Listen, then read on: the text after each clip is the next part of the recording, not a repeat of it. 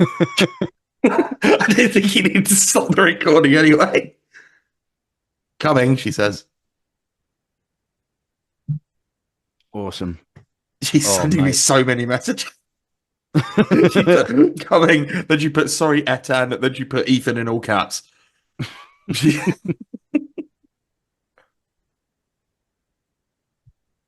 Yeah, she'll be inbound, so keep an eye. Cool. I've got the participants open here, trying to keep it as smooth as possible, which is, oh fuck, wait a minute. I don't even, that might be my phone. So screw you, phone. You're on airplane mode now.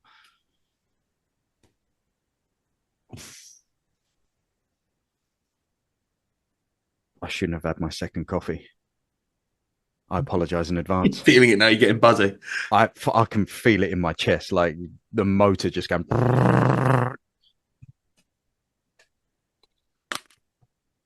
Oh. I feel it in my fingers. I feel it in my chest. How are you feeling? Yeah, fine. It's like, the palpitations. Yeah. They're not Coffee's normal. filling up me. And now I'm full of beans. At least one cup full. I hope we recorded that bit so that could be the cold open. Oh shit. Yeah. I think I have. So I don't know what the here she is. All right. You don't know what the everything okay? There we go. We have the Amy. Amy's here. Hey. How are you? Good. How are you? Very well indeed. Very well indeed. Sean, Amy, Sean. Hello. Hi, Sean. Nice to meet you. Nice to meet you. Sorry, I refuse will to be say less the chaotic. meet shit. So yeah. What's that? Oh, say nice to meet you. Oh yeah. It's something about that. It just sends a cringe down your spine. I don't know. I've had a few of those this week, and it feels nice as a sort of a I've acknowledged we've only met digitally, but at the same time it's just, I don't know, it's like your parents saying wicked when you were younger. You're just like, don't. That's totally radical, son. Oh god. Yeah, my dad used to try and get me to define words. He's like, what does wicked mean? What does cool mean? But he only did it to wind me up. It's very hard. He's like, did you get that from Saved by the Bell? He was accused me of learning lingo from Saved by the Bell. I'm showing my age. Do you guys know I'll what be doing that Bell with my is? kids. Oh yeah, I remember Saved by the Bell. Okay, good. My daughter actually watches a TV show with I can't remember her name now. It was Zach's girlfriend. Tiffany Amber Thiessen. That's the one. Yeah.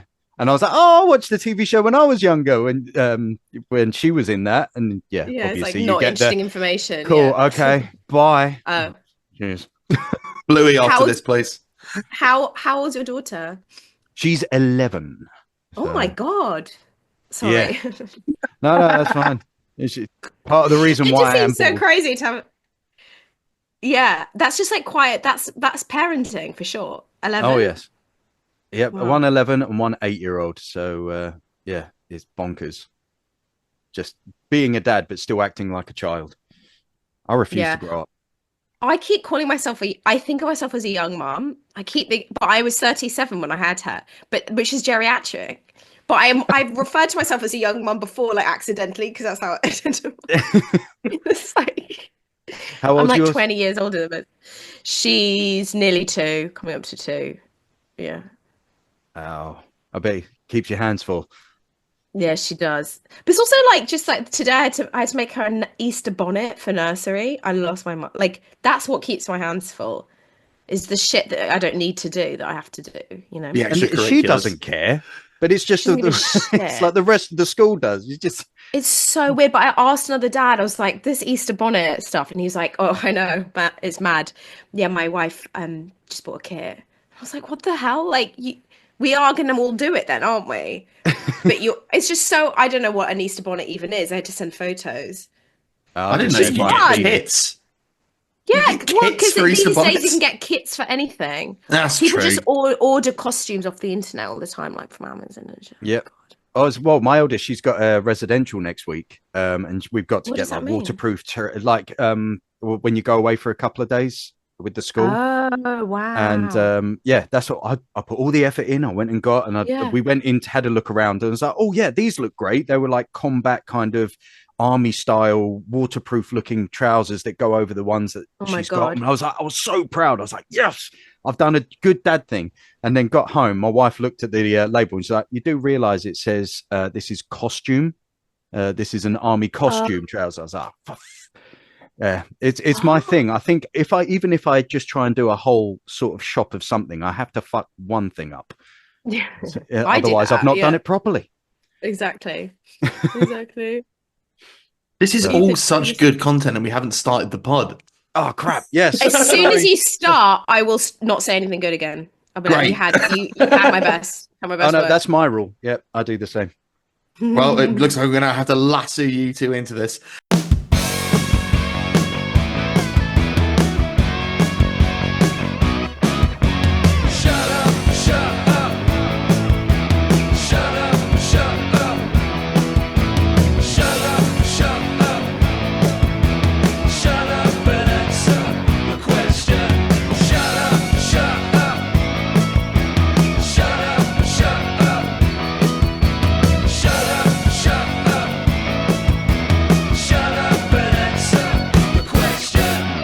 Hello and welcome to Shut Up and Answer the Question, the show where we take very long time to answer the questions. Yes, we do. Yes, we do. I'm Ethan Lawrence. And I'm Sean Antony. I sort of lost my mind halfway through that. I'm not sure if you noticed. It's a good indicator for the show if your brain's starting to trail halfway through the intro. Well, what happened was I said hello and welcome to Shut Up and Answer the Question, and then realized, oh, I've done so much prep, but I didn't prep that. I didn't prep like the bit where I intro it. So this is now a bad start. Look, let's just bring it back. Look, you've got your notes written down. So yeah, I've got notes, and we've got another fantastic guest episode.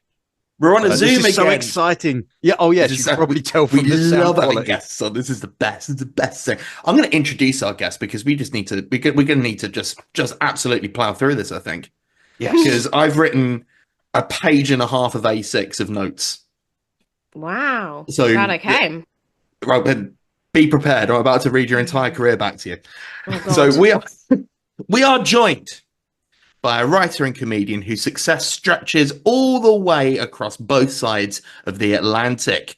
After having established herself on the UK stand-up circuit as the wonderful character comedian Patty Brewster, BBC America came a-calling, offering a starring role in Almost Royal alongside podcasting final boss Ed Gamble. She then went on to be the on-the-ground correspondent for Full Frontal with Samantha Bee, fronting her own show, It's Personal. But then, you know what she did? You know what she bloody did, Sean? She decided to conquer the world of podcasting. First with the Feminism podcast, which I was very fortunate to be on, and now with a show on Substack called What's Left, where she analyzes leftist politics with guests from far and wide. And you know what, Sean? If that wasn't enough, you can even hire her as a doula. Please welcome the lady who I once implicated in filling a washing machine full of fish, Amy Hoggart. Yay! Yay. It's The really washing hard trying to machine do bit- claps on a podcast. I apologize. The washing machine ending, I don't remember, but I have 100% confidence that happened. Yes. Was it in Feminism the podcast? It was very much in Feminism, the podcast. What? Yes. Okay. To explain for people, like actually, because usually I tack a bit on at the end that I think to myself, oh, that's not going to need any context. So for context, Yeah. the Feminism podcast. Well, perhaps you could explain what goes on with that, Amy. So me and my friend Samantha, who are two comedians and ladies, we play two men. Our voices are lowered digitally, and we play two men sort of mansplaining feminism. But we create these two mad characters who live in Chippenham in the West Country and record out of a shed. And Ethan's I would describe he's a regular now. Playing Near enough. Well, you've gone on twice, which is more than once. That's recurring. That's Yeah, recurring. That's it. Oh God, sorry. Yeah, They're in industry lingo. I'm just gonna whack that on the old CV. Recurring role. in Recurring, feminism. because you play my character's a disgraced ex TV producer who's been accused of sexual harassment and starts his own production company, and you're his suffering assistant, right? Yeah, but there's a real sort of there's a real like disturbing dynamic going on between them. Yeah, what? Because you're like my servant, my unpaid servant, Servant slash as in carer. my slave. Okay, right. I think you'd probably say carer. But yeah, the premise Yes, was that we it's were more PC. we were making a prank show of some description and essentially just ruined the life of Samantha's character. It was a good time. Oh, do you know what? I always forget. I don't know if you guys have this, but I always forget what's happened on a podcast. So then when I listen to the edit, I'm like, I have no memory of saying that. But that's Sean quite fun. always passes over the lovely completed edit, and I go through with timestamps to find the clippies. And every single time, I'm like, Jesus Christ, we said what? Yep. You're like, oh, do we really keep that in? Ah, we got it. Keep it in. We Yep. keep everything Keep it in. in. Just so you're aware, we keep everything in. You guys have a lawyer, right? No, we have that's a- Sorry, that was a actually joke. our, Your faces were like, no, that's our slogan. There's a Don't sue recurring us. gag on this show where we say "Don't sue us" because we are genuinely oh frightened. wow, really? Oh my God, I walked straight into it. Oh God. So anyone listening, please don't sue us because, Yes. as Amy has revealed by don't have a probing lawyer. just slightly, we do not have lawyers. Your faces were like, Oh no, no, yeah. I mean they won't read very well on a podcast. But Sean, forward thinking. Very This is a entertaining. note for future Sean. Make that a clip. There we go. There we go. I'll try and See, remember we're that. live producing. We've brought you here, Amy, to ask you a question, right. and I hope you're ready because you can't leave until we've solved it. Okay. So deep breaths. Yeah. This question comes from Ben Paul, who Mhm. asked this question on TikTok. He asks, how many people together would be classed as a crowd? Stunned silence in the Zoom. Well, isn't there a saying? Yeah. Mm. What's the saying, Yep. Sean? Do you want to Well, blow it's this open early? Two's company, three's a crowd. Oh, there's the same. That's what they say. But, I That's- mean, is that true? It doesn't Well, is feel it- like a crowd now. No. That's what I'm worried about. I It don't doesn't- feel like In we're person, would it feel more? I mean, if you're more of an introvert, maybe two people might be a crowd if you're very introverted. Well, maybe So if you hate already we're yourself, breaking down one the person phrase. is. The phrase is broken already because it depends on it's who you are. I totally agree with Amy. Like, we're all in this Zoom right now, Yeah. and I don't feel crowded. No. No. I feel quite relaxed actually. So, The separation of what are we distance just going to helps. do? Add more people into the Zoom call until we go? Yes. Yeah, this is too much now. Hang on, let me message Who's someone. around? Yeah. I can pick my daughter up from nursery if that helps. I'm Bring happy her on to. because that might Yeah. help because then there'll be two people on your end of the Zoom, Yes. which is, does that work? There is a horrendous noise coming from my front door. I think I've just missed a delivery. That's fun, Well, isn't do you it? think they should come on the pod? Yeah, go and invite them in. Yeah. If I run, I bet I am almost certain it's going to be some kind of leaflet. There are elections going on today. Oh, yes, yeah. Where are you, Ethan? I'm in Malden, in deep Ooh. Essex. That's not New Malden. That's Old Malden. I guess so. I suppose It's so. the original and best, I guess. The original, It was yeah. I've only been year- to the year new version. 700. Yeah. Saxon, innit? Malden, Market Hill. That's what that means. Are you Yeah. guys responsible for the salt? Oh yes. Oh, yes, we are. And you're welcome. I love it. I am very grateful. Yes, I think Dredge Ethan from the, is hopefully one day he'll be a spokesperson for them. I'm determined to become the ambassador for They Malden should be Salt. sponsors for the pod. I've been saying this, Yeah. but they have rejected my Awesome. thrice daily emails. Maybe you need to send them a crowd of emails. You haven't sent enough. Right, there we go. Okay. Yeah. Do you know that was incredible podcast That was- production for Amy dragging it back to the question straight away before we got too far I'm away like, from it. Showing You the guys have professionalism steered. there. You need me on more often. than just once.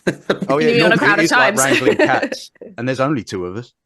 I think part of the problem is that our producer is an actual dog Yes, called Milo. Oh, Milo, where's he? Yeah. producer Milo. Is he Come on in. listening in? But he's hidden himself from view. Yeah, He he's in the booth on the old ones and twos. Well, actually, at the moment, he's in his booth, also called bed, and he refuses to get out. So Is he asleep? he was. Now he's just bogging at me like, what? He's a really bad producer. He seems Yeah, like we- he's not that into it. He's really not. I haven't- No, He's never been a supporter of the show. That's all. nope, he doesn't care. He's like, I want to be on off menu, and I have to put up with these guys. Podcasting Save final America. boss gamble.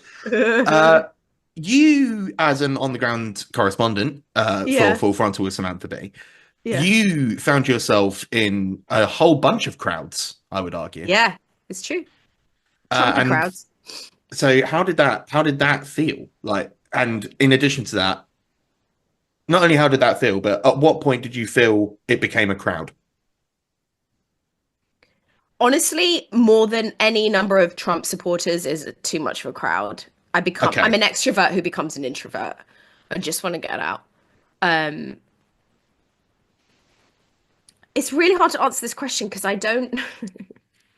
Do you want me to give you a number and then we move on to the next question, or do you want to hear like? Oh, do you this want- is the only question we're going to be answering. So take as much time as you need.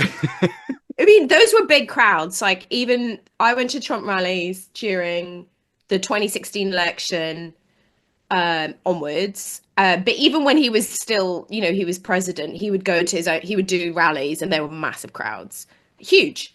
People just they were like Absolutely huge. I can't do an impression of him actually. Go on, Ethan. I just do the hands. It's a podcast.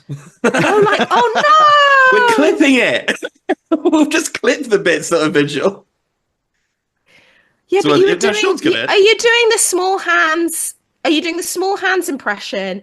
The impression of him doing an impression of someone with disabilities, or are you doing the two dicks in his one in each hand? Which impression were you doing? The Which trifecta one of is all those three do at you once. think would get me the least cancelled?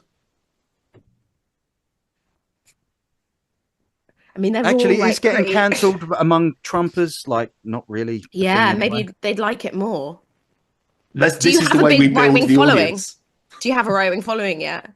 Not yet, but I've been planning to say some quite incendiary things, so that might help. Great. We're trying to do that with our podcast about feminism, but it's not working out yet. But we will get there. If you build it, they will come. Did you find, like, as you were conducting these interviews, these Vox Pop interviews on the ground, were you nervous at all, or was it sort of like was there something in you that was worried that you'd be harassed or hurt? The only time I was a little nervous was I went to an NRA rally, NRA convention, and that was obviously the Trump crowd, but it wasn't a Trump rally. But it was in Houston, right after, which is very near Uvalde, and it was right after the Uvalde school shooting.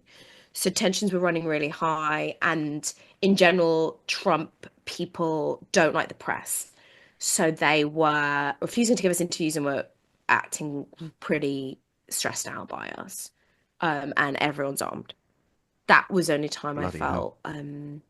But it was so crazy because I wasn't that scared because we had security, and there's a part of me that, like, career-wise doesn't get, I don't know, I just do it.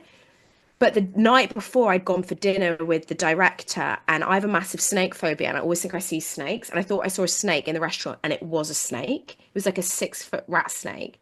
Jesus. And I lost my goddamn mind. I was so scared. I did the most insane things, jumped on this chair, was saying crazy shit to this guy. I was like, you don't get it. This is really serious. Like, it's a big deal. And he was like, you have to get out of here. And I was running, like, over stuff to get out. Anyway, I just could not calm down about the snake. So when I couldn't sleep at night because I thought there was a snake in my bed. Anyway, long story short, I was at this NRA rally with guns everywhere. And I was, like, really worried there might be a snake. And so It was if something like that, actually, you're in the safest possible place, I suppose, if everyone has a gun. Everyone's got a gun. Like, you might as well be around armed people if you're scared. But there's, it was just the guns weren't really on my mind. I just have this irrational fear of snakes that had been really like triggered, and I was like scanning the ground and a lot and being a weirdo. It's good to be distracted, I suppose. If you, it was just so weird because everyone was like, "Are you on edge?" And I was like, "A bit. Don't worry about it." And the director was like, "She's scared that there's going to be a rat snake in here." And I was like, "No, I'm scared for normal reasons. So don't worry about it." Is there anything that's similar? Yeah. Like from an English point of view, obviously we don't have that culture of guns that they do over in the States. Is there anything that's similar, like here?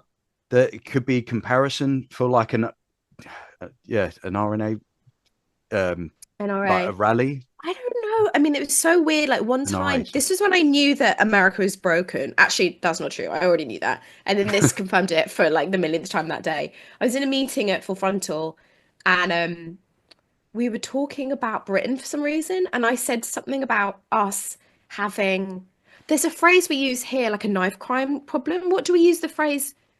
A knife crime epidemic, or we talk about, I was like, we've got a really big problem with knife crime. I think epidemic sounds right. Yes. Yeah. It's like knife crime to describe things in medical terms. But there was something like, there's a like knife crime crisis order. And I said it, this phrase that's so familiar and scary in Britain. And the room fell about laughing. They were in hysterics. They were like, "You guys have a knife crime problem?" Yeah, we got a knife crime people. And they're like, we have a machine gun in schools problem, and you got and I was like, "Oh right," and they're like, "Knife." They were just laughing so much, and I was like, "Oh, that's just nothing is comparable." Like my parent friends at the time in England were scared. They were like, "There are knives around, like teenagers have knives, kids have knives. It's a big deal." Whereas in America, that would be a true relief. They would love it. In comparison to the situation they're in. In comparison, it seems like it's a little bit more logical, at least here. Like you need a knife for doing almost anything daily, like eating food or so it's so much easier to get hold of a knife. I mean, it's still a problem. It's still awful that it happens. But like you're not going to have a kid just go, "Oh, what's this thing? Oh, yeah, it's a toy." Oh, I suppose that is scary that they could just think it's a toy. I've just worried. What, knives? No, I guns. mean, I think guns are still either the or one of the most responsible for most deaths of children in America. We need to check that out. But and most of the accidents are in the home because they don't lock them safely. And what's really interesting is your podcast a comedy podcast? Because I'm not being funny. I'm just it's a comedy podcast. But you know what? We've done. But you know what? We've been funny enough, so we'll have a done episode with you. We had an episode where we got serious. We don't mind. It's wherever the conversation takes us. It's it's the fun thing of is literally just one question, and however that conversation goes, it goes. So, honestly, I've just been sat here nodding sagely and like actually enjoying listening to you teaching me about something. About like children dying. Wow. Okay. There's a great comedian on. Like, please check out her funny podcast too. I can't even remember what I was going to say, but it was about children dying. Oh no! Do you know what it is? It's just like it's so normal to have a gun in America. I know loads of people in America who you wouldn't expect, but they just have a gun. And they'll find ways of just, justifying it. And it's culturally just kind of normal. Or you inherit one. Your dad gave you it from your granddad and you just have it in your house. And well, it's really like normal. When you see on shows now, it just seems like it's normal when kids are going into school and there's like the metal detectors and the security guard. And you're like, this is a school, man, not a fucking airport. I mean, it's so crazy. And like a friend of mine, so a really normal thing is to have in your workplace or school, like gun, shooters training. And this friend of mine was interviewing this guy and he just had shooter training at work, and he was telling her, this sounds like I'm making it up and I'm not. He had shooters training, and then while she was on the phone to him, there was an active shooter in the mall where he was. So she was on the phone while this happened, and he was okay. But I don't know the outcome, but it's like I was living in the States and I left with my young baby, and that was a big part of it. That, and honestly, I like lost my healthcare and was gonna unbelievable amounts of money. So. But like, it's just It's the country, and you can't like just fix it.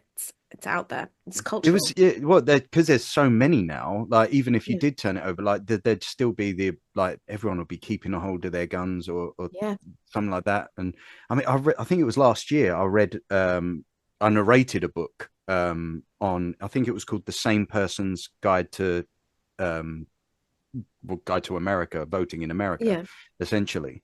And it was just instead of having like the left and the right arguments for each of the big arguments, as it were, like in America, it was just relating it all back to the Constitution, which they said was Oh, okay. the same. I don't know the center, I suppose, the reason why the Yeah. America was created and everything should be going back to the Constitution. And they were just saying that the people need the guns because they can then rise up against the government if the government Yeah. is getting out of hand. Yeah. And yet think it like literally in that time from narrating that book to now, it just feels like it has gone on to the point where if that was the case, Yeah. the citizens should be coming up and going, yeah, we've got to protect ourselves. But it just doesn't feel like that's happening, and it just feels like it's descending more into chaos. That wasn't meant to be some sort of comedy skit or anything like that. It was a point that it does just become a little bit scary, I suppose. But that's just my old limey point of view and not been around guns, and they're not as normal for me. But it's like it's a number of things. So it's like it's cultural, the right to bear arms, as you say in the Constitution, the Second Amendment, which is the right to bear arms. It's about being able, like if so, militias can overthrow the government if they need to, and that's not how guns are viewed anyway in America now. But it's not just cultural; it's also like this idea that you're only safe with a gun. And in a way, this has just occurred to me now, so it might not work. We'll figure. You can tell me if it doesn't work. But say a study came out and showed, and this might be true, that like you are statistically less likely to be robbed if you don't lock your door. That could be a study that shows that, like in rural areas or whatever. You could imagine that No. study. If everyone in Britain didn't lock their doors, we would all ultimately be less likely to be robbed. You probably wouldn't want to do that. You'd probably be like, yeah, but I understand everyone else should, but I would rather just lock my door anyway. That's what it's like with guns, is like people feel unsafe. They think that there's going to be an armed intruder. They think that their gun next to their bed or in a safe is what might save their family. And the government taking that away, or a system saying, no, you can't have that anymore, will make them feel unsafe. Even though in other countries, like every other country, no one feels like that. it's That's like how that they threat feel of now. mutually assured destruction kind of thing. Yeah, It's exactly. like countries Yeah. with nukes. Yeah, I think it is like that. And if we were told we'd all be safer without nukes, which is true. Britain's not going to just get rid of their nukes. Like we're still No, going to we want need them. them. They're Yeah. important Yeah. for reasons. Yes. So crowds. Yeah, crowds. Sorry, I just realised how long we've been talking. This is exactly what the podcast is like. Do not be afraid. Okay. While all this has been going on, I'll be honest with you, as engaged as I was, and I was engaged, I couldn't stop thinking about lifts and elevators and stuff. So I've just been thinking about that really, and it occurs to me that a good measure of a crowd would be how Yeah. many people you could fit in one of those before you get too overwhelmed. What do you Thoughts, feelings. Mm. So, like, if you get in a lift and you're the only one in there, fine. If another person comes in, that's fine. You stand at 90 degrees to each other and don't talk, that's fine. A third person comes in, it's getting a little busy. Maybe if it's a small lift, it's starting to get crowded. Maybe 4, 5. Now we're talking crowd. This is a crowded lift. Have you I noticed think that on 5 is capacity? a crowd. Yeah, that's actually a good So, number. what's the difference then? I'm really pushing on this, you guys. What's the difference then between 4 people in a lift and 5 people in a lift? Why is there that cutoff?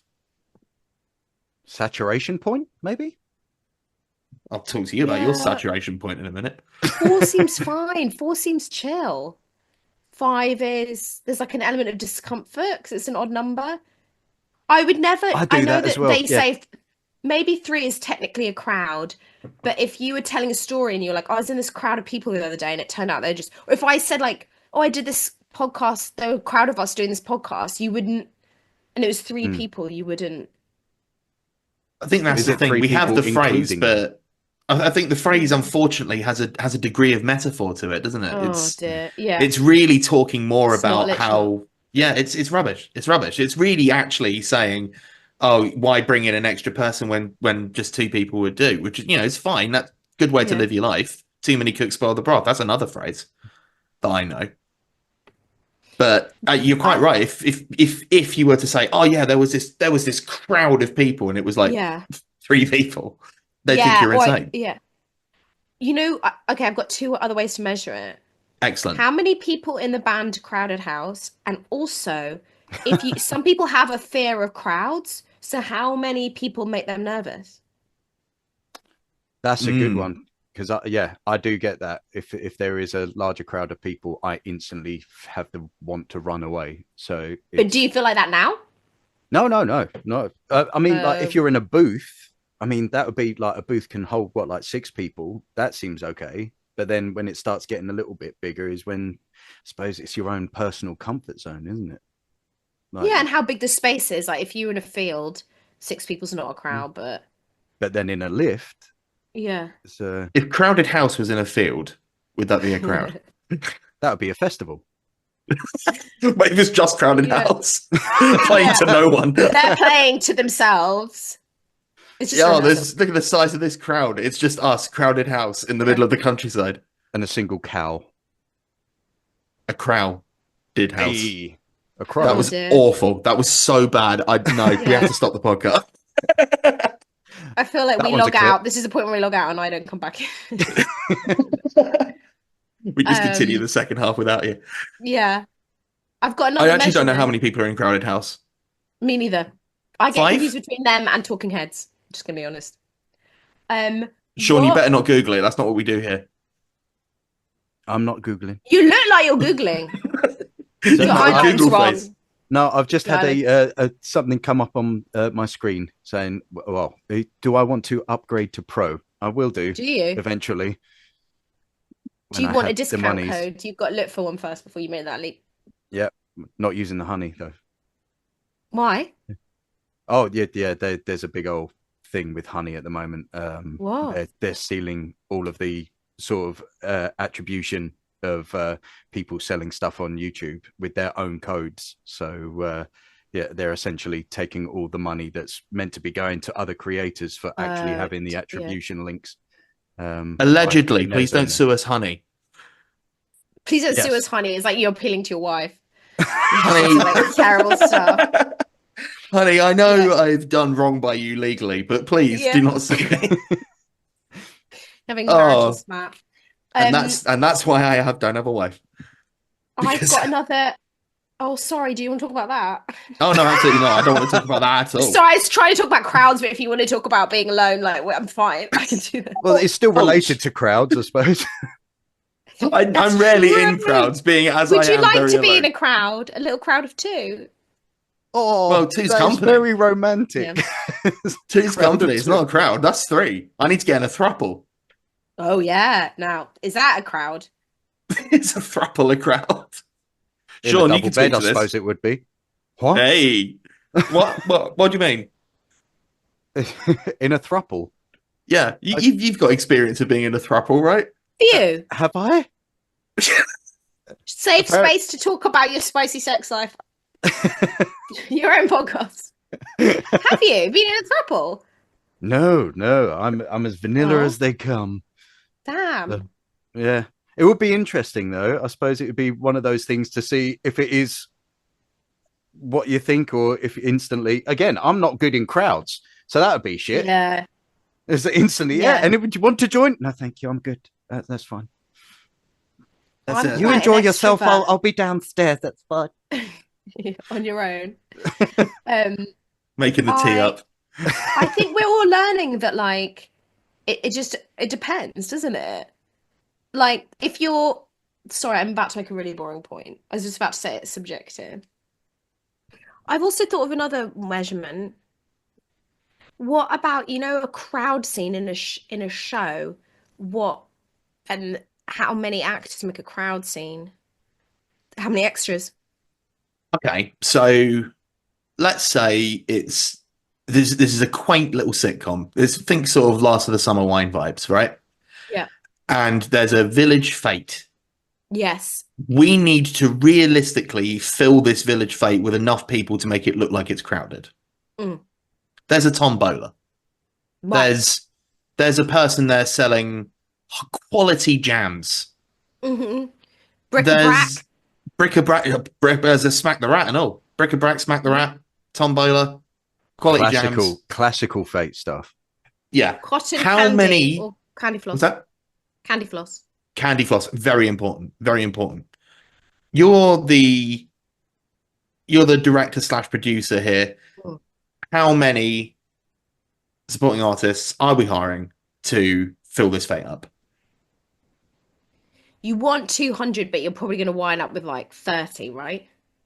30. 30 with some clever camera movement and just make it look like there's more people there. No establishing shots, like no zooming out and seeing the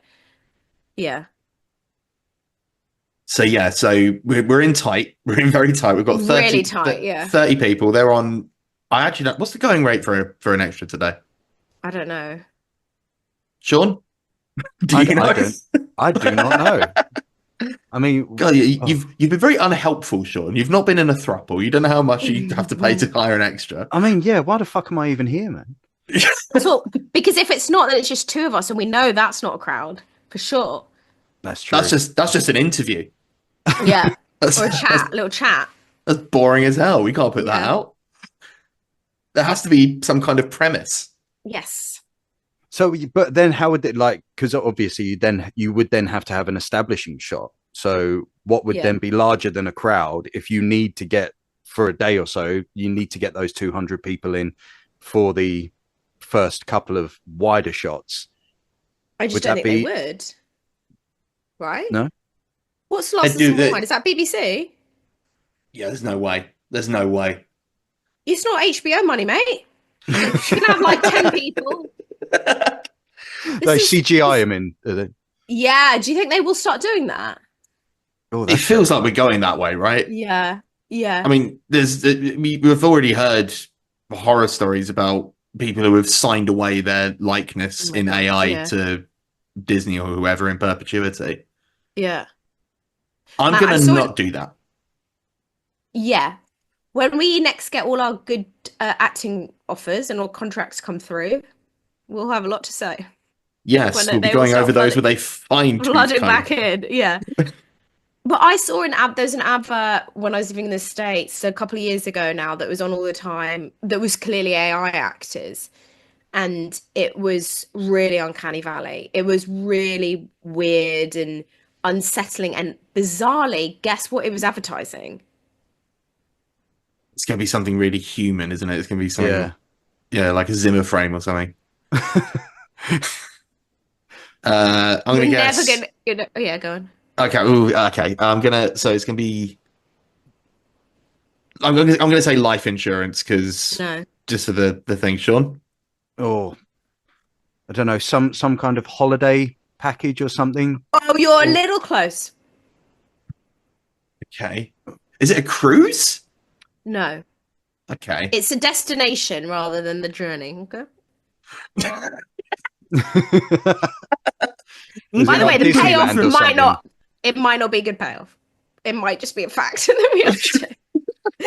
It was Canada. Canada as a country was advertising on American TV. I guess like Visit Canada, but they had these like weird AI people. I've just got pictures in my head now of like the Canadians from South Park. Like that's how they're advertising coming to our country. But like, you couldn't get a Canadian actor in. You'd have that's mad. It was really something weird, like, and it something didn't that seem big right. As well. I think it was during the strikes, the acting strike. So I was like on strike, watching the computers do an ad for Canada, and I was like, "Oh my god, what's going to be left of the industry?" Wait, how was that for you? Because obviously over here we we felt sort of like the ripple effects of it as sort of like various projects sort of ground to a halt because we couldn't get the American writers slash directors actors in. How was that for you on the ground floor, the writer's strike? It was a weird time for me because I was really pregnant. So I had like, I can't remember. I think they started in May and I was due in May. So I wasn't really going to be working anyway or writing. So it didn't really affect me like other people because I'd known that I wasn't really going to be working anyway. I just finished a job that was non-union. Actually, that's not particularly interesting. So I was like, but it was interesting because I went on the picket line and I was 9 months pregnant, like on the picket line, and then I had to go to hospital after the last time. And then I was like, I'm gonna show my solidarity from my sofa now.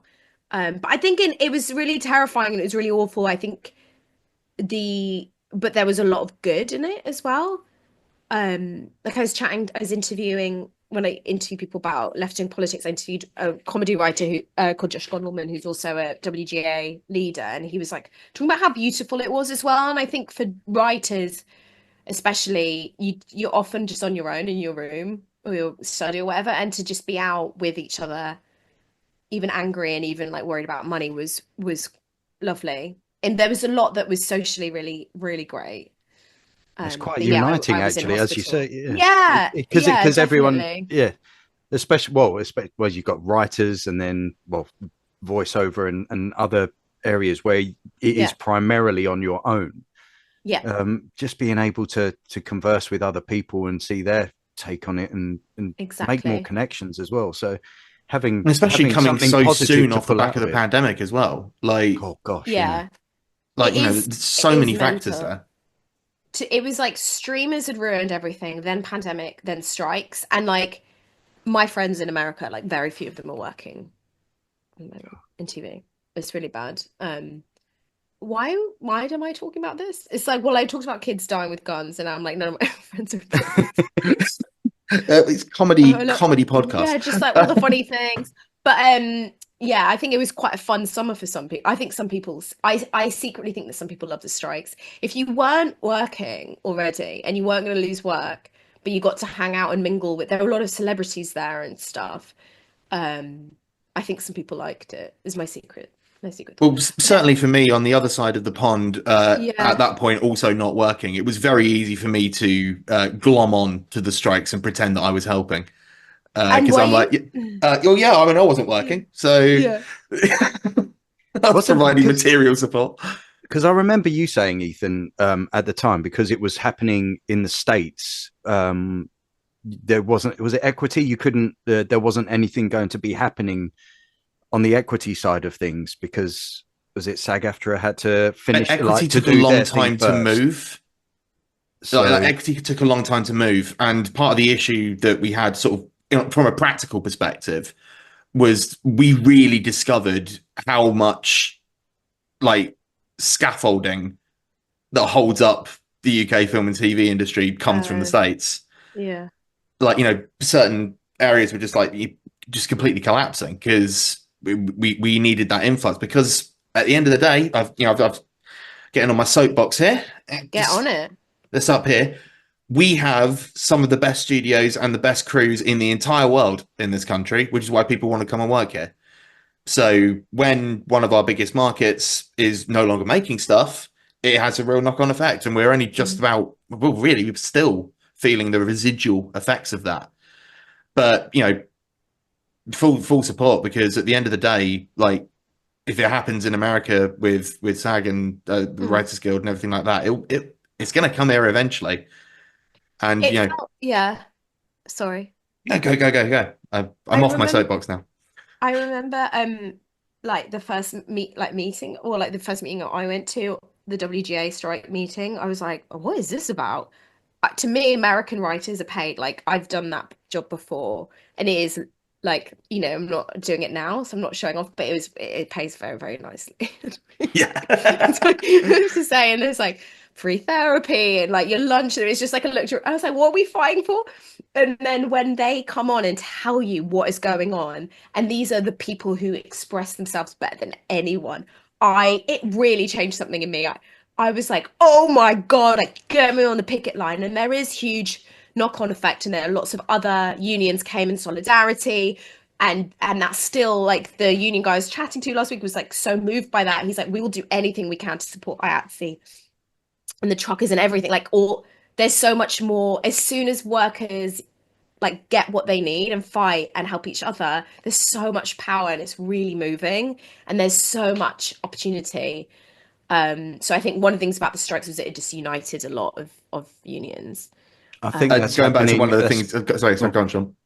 Oh no, well, you're going back to it. I was just going to take it onto a different tangent. So if you I'll roll back and then we'll roll forward. Sean, is it funny because I've been very unfunny for quite a long time and I could do with a lift personally? I don't know about the listeners. Like, if you have anything funny to say, maybe. Well, I was going to bring honestly, it back I think to crowds. people are going to find this fascinating. I really do. I think this has been great. Please don't worry. I was going to say that I remember there was a thing going around at the time. Sort of going back to what you were saying about how, like, you know, these writers are the most beautiful thinkers ever. That how sort of crazy it was that, like, you know, executives and like, you know, money folks and power people were thinking they were going to win a war of diplomacy against some of the most charismatic, intelligent, and you know, so brilliant people in the world. I mean, they did ultimately win, though. I think. Yeah, but it was nice to think about it at the time. Do you know what I think so crazy about the AI threat is like AI writing an incredible show or a really profound, beautiful film, or performing these heart-wrenching, subtle, funny, wild roles. That's really hard to imagine. AI running a business and like figuring out through numbers what's the most profitable way or where they should make cuts or like how they should forecast to shareholders or whatever. That seems really possible. That's just numbers. Yeah. So why are they not worried about their job? That's what I cannot understand. Because It's that's like, their job. They're the ones that are going, right, yeah, better make sure that we're safe from that. We're the But numbers guys. But that's what AI could do way more easily. Exactly, yeah. The Well, AI we dream, agree. as far as I'm aware, the AI dream initially was that it takes over all of the menial work. Yeah. And then we're all protected by universal basic income, which means we can then spend our time making art and God. writing books and Pods. doing all the stuff that we want to do. But of course, inevitably, because it's tech people running it and they hate art, first thing they want to get rid of is people actually who make art. I mean, I'm going on a rant now. No, it was Sam the rant that we Altman had of last week, OpenAI recently said that his generative AI system had written like a fiction book, like written like prose. And the broad response, and my response as well, was, what's the fucking point of that? Like, I don't want to know. Where's the perspective? Where's the lived experience? Like, you know, we could have done this podcast with AI, but it'd be unlistenable. But sorry, you go. Well, something that this is my point about AI, but someone did recently contradict it. Okay, I think that we are a really narcissistic species. I think humans are obsessed with humans. And when we watch a show that we love or we have lots of opinions about, we want to watch a show written by humans, directed by humans, starring humans. We want the music choices to be made by humans. We want to talk like, wow, humans made that, even though that's not what we keep saying, because that would be really weird. You wouldn't watch TV with somebody who kept talking like that during. But like, we are like, if you found out that one of the episodes of Succession was written by AI, it wouldn't be very good and you wouldn't be very interested in it. But then anyway, I was telling this friend of mine that I thought that, and he said, yeah, but that's you saying that future generations might just get used to it. And like, that's your daughter might not mind watching a show written by a computer. But then I also was like, but that's a huge evolutionary step in a really short space of time. Like, I don't know. Sorry, I think it's more. It's like, as a species, like we are for the majority an empathetic and a sympathetic race. So when you hear from, like, when you watch something, you're trying to see the thought process or what somebody else would act like in that position. So it feels very human to want to like to interact with another human interaction, if that even makes sense. So having it come from a human, it has that blend of okay, that makes sense. Whereas if it's AI, there is still going to be little bits here and there that are just quite jarring, because that's not how a human would feel, how a human would act, or Exactly. it wouldn't go with the character of that human. It's like, Well, yeah, this ties back into what we were talking about in episode 5, where we answered the question why, and the I've got to catch up on them on. I really want to know the answer. well, the conclusion that we reached is human connection. Mm. That's the reason why. Like, you know, we're a culture, a race, a species, whatever, that defines itself by telling stories. And it goes back to your evolutionary point, because I did just think about this, because it's a great point. And Thank you. one thing that I wanted to throw in is that technology seems to be accelerating what you could call evolutionary process. I mean, 30 years ago, most people didn't have, well, they might have had an internet connection, but it wouldn't have been very good. And now here we are, a mere 3 decades later, and it's basically impossible to function unless you're online in some capacity. Yeah. I mean, in a way, is that not evolution, if technologically and culturally, if not physically? I don't think it's evolution, because evolution is for, well, I'm talking about evolution of a species, and we haven't evolved to cope. We've evolved to handle it, but we're not coping well as a species, right? That is a fantastic we're point. sicker and more depressed than we're alone. There's a loneliness epidemic. We have health problems associated with technology and sleep problems associated with technology. There's like so much.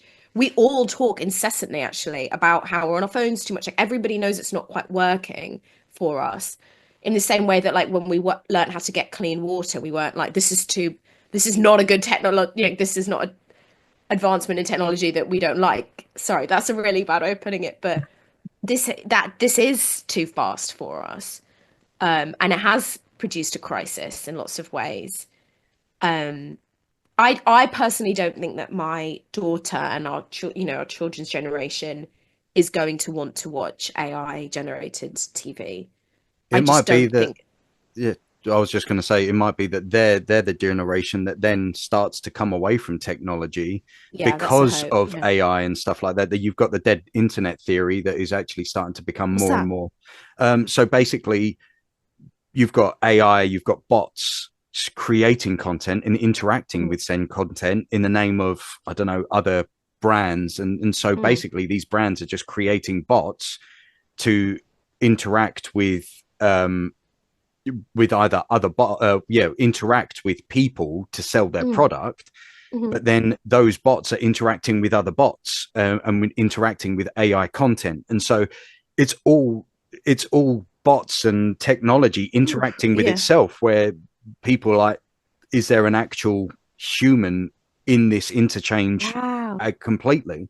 I mean, if you just look at the replies to any post on X from a blue tick now at this point, like you'll see it. It's just bots talking to each other. There's not a single human being in there at all.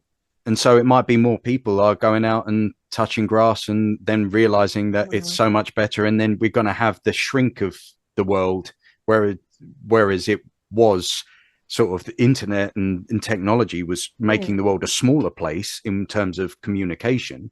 It might then shrink back to the point where you're interacting with things that are locally instead of Sean, like what you could do is you could go out to touch grass and you could form a crowd doing that, in a way, if you think about it. I know, I can hear you bringing it back, and I commend you. What do you want to know how I was going to bring it back?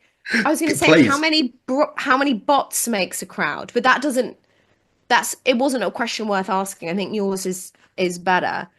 And I think either way, it gets us back onto the topic, which is Sean. I think what you're saying, or what I and I love what you're saying, is like, also, if we're so isolated on our phones, like getting out and touching grass, you're gonna meet other members of your community. You're gonna form a crowd, okay, with people in real life, and that's how we heal each other. Is like, through being together and looking after each other in the real world. That might be the healthy thing, is people becoming more crowded into each other, because we're so used to being on our own. You go out and you get more people and you're being in touch with more people. It's that exposure therapy where the 3 people is no longer a crowd, where like you could be out with 10 people and it's still, well, I'm not going to say it's a deck supple, but yes. It's that sort of. If you're Yeah, going out, if you're on the same relationship. there we go. My goal for this, my New Year's resolution was to be more interdependent in my community, but it's not working out for me because I'm too shy. I'm bad at starting conversations. But that's what I want. I think that's a really human thing to want, is to like know your neighbors and like be dependent on them and have them depend on you, and to be like actually outside of the world, like with each other, That forming was a little big thing crowds. after the after lockdown, wasn't it? Everyone was talking to each Yeah, other on Zoom, and then you yeah. met them in real life, and you're I like, know. oh, yeah, like you know these people. You're like, oh, you're a Yeah, lot taller, you're a lot yeah. shorter. Like there, Well, you're it was wearing just. bottoms. I don't know. Yes, Well, we you're a spoke about this person. again on the Y episode. Wearing Sean was bottoms. basically the first person I met after lockdown, like Really? in real life. Yes. We because Sean lives like right next to the river, and I drove down and we walked along the sea wall, and it was so weird because like we're both quite tactile people. We like a hug and all that, You but both like like coming towards each other with it was jazz hands. fully that we're like, hey, how's it? Yeah. Oh, don't cough on me. Excuse And, fingers. and it was really weird, but really beautiful in a way. But since the weather's been so nice recently, I've been going down the old Malden Prom, the lovely promenade, the lovely park that we have here. Mm. And it's been nice talking about sort of like that whole community thing, because like they've got like three little huts on a hill that do like various like fish and chips, ice cream, hot dog, they'll Yeah. do, yeah, all things like that. And they've been opening up, and like people are gathering around there. There's like all families hanging out, Oh my and God. like, you know, people of all ages. And I just look at it and I'm like, do you know what? This makes me really happy to see. Oh, Ethan, Yeah. it's so simple, but it's so true. It's just And when you people hanging see, out. yeah, and also like multi-generational, like different, you know what's so sweet, and I think connected to our question is last weekend I went to stay with my friend Lou. Shout out to Lou Sanders in the Malden, not Malden, Margate, and Okay. she's a big sauna woman, right? And so there's a community sauna, and so we went to the community sauna, and you're just in a very small, well, you know, a sauna, like a little room, and you're sweating, but with strangers. And so it was me and Lou and our other friend Sam, and like people would come in, and then everyone has an idea about how many people's to. It was really lovely in one way because you're just chatting to people in your community, but you are in your swimmies and you are all sweating, quite smelly. And then people come in and they're like, oh, there's too many people, and you have to move up. It's a crowd as well. But it was really beautiful because you are just talking to complete randoms, and everyone's all together. And but yeah, then it did get really claustrophobic, and I was like, I wish some of these people would leave. And then I left. This community's great up until you run out of your social battery. Yes. Yeah, and then you're just like, and or you sit down, you're like, oh, I've got a place, there's room for me, and it's really wet. You're like, I'm just sitting on like a man's sweaty arse, like his bum sweat is now mingling with mine. You know what? I'm You're not right. I've gone off the pregnant. idea of community. I don't like it anymore. Yeah, I or might community actually. with your clothes on, fully dressed community. Oh, I love that. I love fully dressed Yeah. community and with boundaries. Yes, like a sauna is like always too much for a crowd, and like two's a crowd in a sauna, I think. Unless it's a But good friend, outside. right? If you've gone in there together, if it's just you and Lou, say, would you So feel then the crowded? next day, she's like, I think we'll go to sauna again. And then but she also had one in her garden and she forgot. And so You we went forget in the you've one, got a sauna. I think it's how the other half live, Sean. I tell you what, like I know Lou Sanders is on TV a lot, but she must be doing so well to have a sauna that you forget about. She forgot about her sauna. It's a long garden, I'll say that. And so she's like, we get on the sauna, it's just me, Lou, and Sam, and that was really nice. But I farted. That was not nice. And it was like so weird because I didn't even know it was going to happen. And it was a really confident move that I pretended to do on purpose, but I didn't. And That's it an ruined interesting experience, I suppose. Yeah, fart in a sauna. How does that dissipate? And yeah, you've got to waft that thing out, but then you're getting all the heat out as well. It was comedically loud and like ultimately odorless. Oh, I suppose, yeah. In a best. sauna, you've got like just those hard wooden planks, haven't you? So you get some nice ricochet off that. It was really loud. It was a comedian did a comedy fart in a sauna of comedians. It was very fun. Fantastic. Yeah, it You was couldn't write nice. this stuff, could you? AI If couldn't you come up with did, they'd that. be like, "That's a bit cheap, isn't it?" Just like the A joke is that fart in a someone farted. sauna? Come on. Sometimes the low-hanging fruit can be the sweetest, though. Yeah, I wouldn't call it sweet. It was odorless, but it wasn't sweet. Um, One that rattles the teeth. but it was nice. It was nice, like two friend, you and two friends in a sauna. That's not a crowd. That's just nice. You couldn't do that in a crowded sauna. If I'd done it the day before in the community sauna, I shiver to imagine it. I still think there's a chance, given the tight enclosed space and the amount of people in there, there's a chance you could have passed it off and gotten away with it. No, not this far. Really? It was that loud. It had location targeted. settings on. You lifted your hip up and everything. Yeah. And then I opened the door a crack. Oh, I wouldn't go to that. I'll leave that 5 minutes if I was you. All right. No, I couldn't have passed it off. I would be humiliated, and I would probably just gone to see and never come out. It's so, yeah, that was a crowd I don't want to do that in front of. Weirdly, I'm fine to talk about it publicly on a podcast. Yeah, I mean, well, you got away with it. Like, the atmosphere, the fact that it was just comedians, the fact that it's almost pre-written as a gag. Yeah, it was almost like they liked it. We were on a high as well. Like we just had a really good idea. As a three, like Sam had a really good idea. We were really excited, like creatively, get in the sauna, and then just when things were already good, I did a really funny part. It was just a great morning. It was like a really it's the confidence wonderful of it. experience.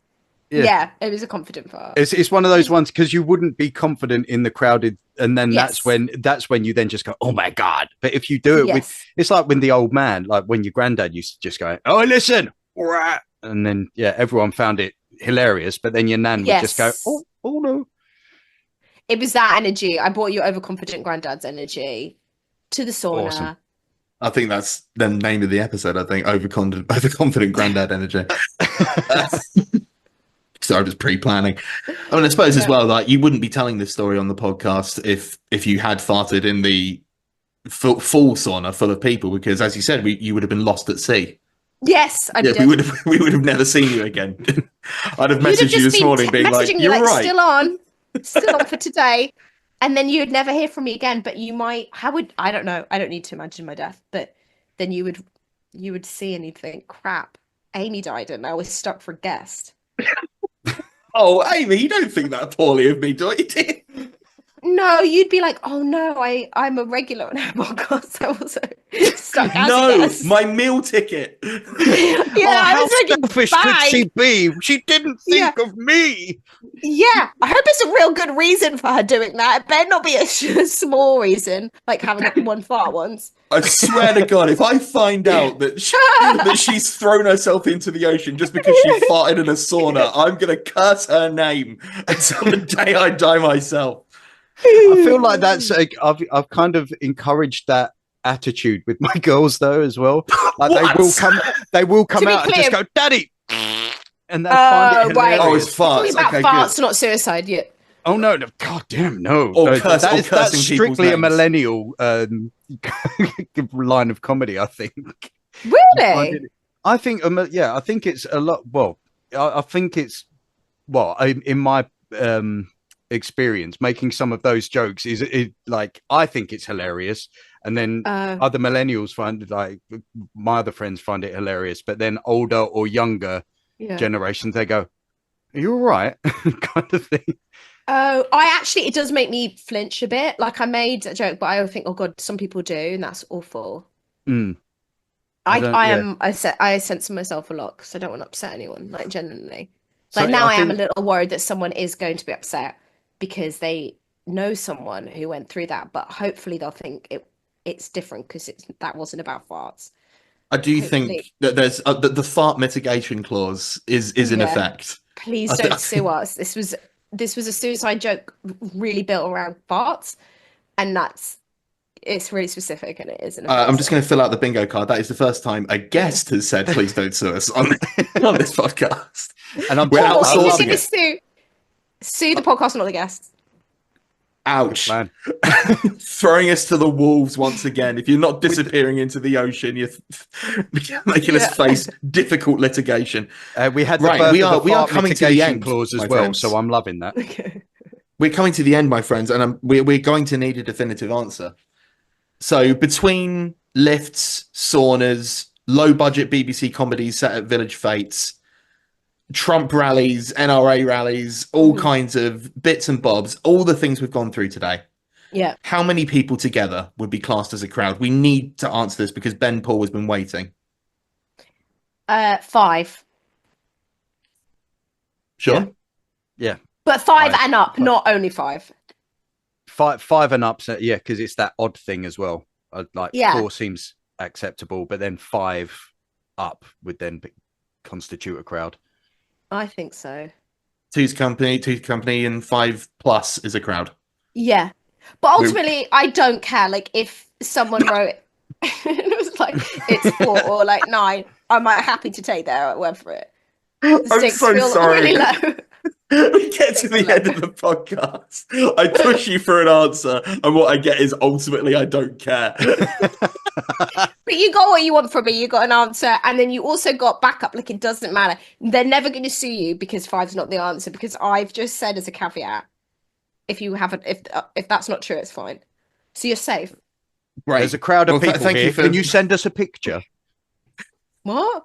5 people? There we go. Okay, yeah, there's a crowd. Okay. I thought you were talking about Prove the fart it. in the sauna again. I was going to There's no castigate you for evidence being a of perv. And you don't want to see photos of us in the sauna.